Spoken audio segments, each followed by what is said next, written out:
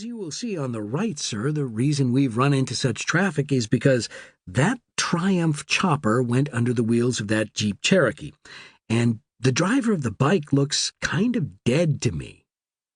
Big Boy looked up from his phone and stared out at the body beneath those Detroit-made wheels.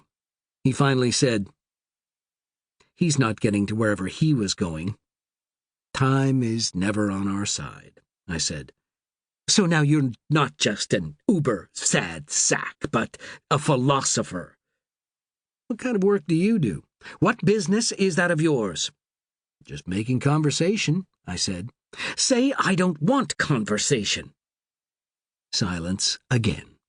We were crawling by the scene of the crime. Cops everywhere, 2 ambulance guys covering the dead biker with a sheet, while a third colleague came out with a fold-up metal stretcher.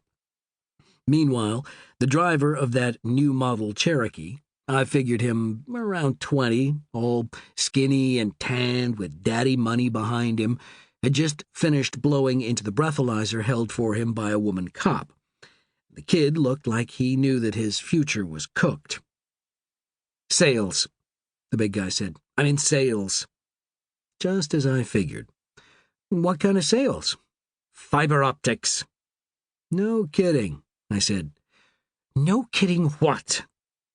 "You into optical transport, baseband video? How do you know that shit?" "Ever heard of Auerbach?" "They're our competitors," the guy said, aggression gone from his voice. "You know them?" "Yeah, I knew them for 27 years. Regional sales director for SoCal. Petrochemical production and distribution was my game. Flame sensors, transducers and transmitters, custom-engineered electro-thermocouples." "That's fucking weird, because I covered just about the same territory. Only my beat is Nevada, Idaho, Wyoming, Montana." "Who with?"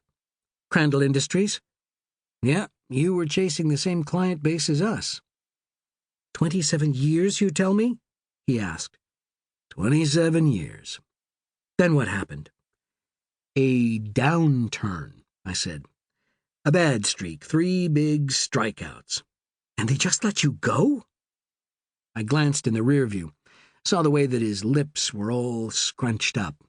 I wanted to ask, "Is the reason you play the obnoxious shithead because, like me 17 months ago, you too are having a losing streak?" But I have a never-step-out-of-line face that I show to the world, a face that parents and priests forced me to wear from a young age. I still wear it for all public transactions, especially those that take place in my 7-year-old cream-colored Prius. In Uber world, once a complaint is made against you, then you are in the wrong, which means when dark thoughts show up at a moment like this, I've to keep them locked down inside my throat, instead saying, "Yeah, they just let me go." "I'm sorry," he said. Well, how about that? A moment of shared humanity.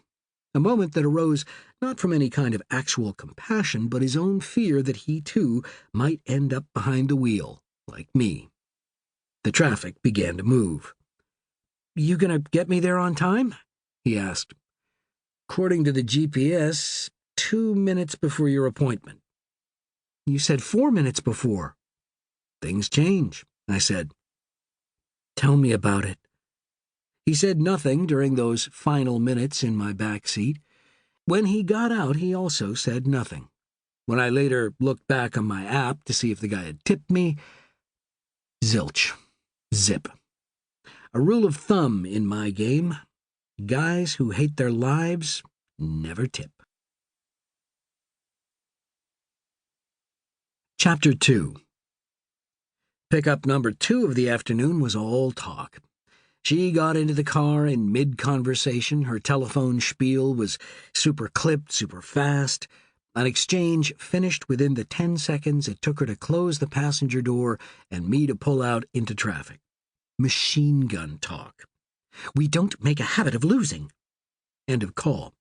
She hit another number. On she went.